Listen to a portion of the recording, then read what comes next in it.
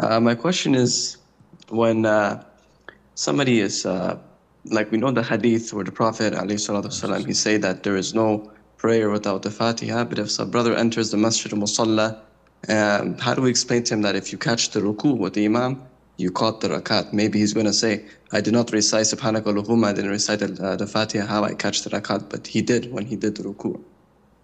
The Prophet ﷺ, as per the hadith of Abu Hurairah, may Allah be pleased with him, he said, do not recite behind the Imam anything except the Fatiha. And Abu Hurairah said, and after some time, the people were denied from that, meaning that even the Fatiha, do not recite it behind the Imam. And the recitation of the Fatiha in silent rak'ahs is a pillar. So you have to recite it in silent rak'ah, whether you're a imam or a follower or someone praying alone.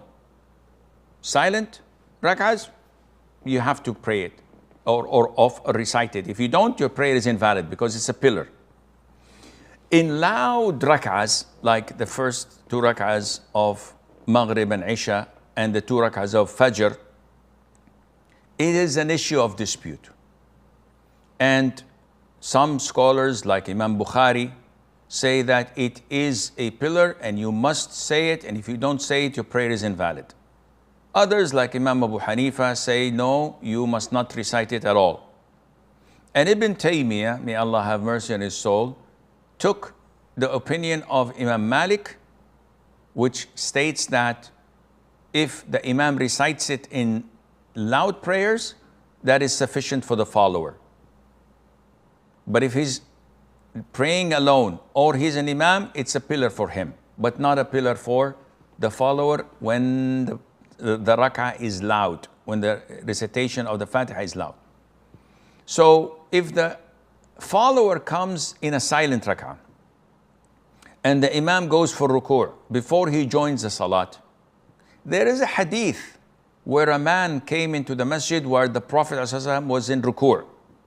So the man did not catch up the first rak'ah.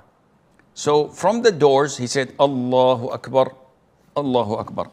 He did ruku' and walked in the ruku' position until he stood up in the raw. After the prayer was over, the Prophet said, who did this? The man said, I.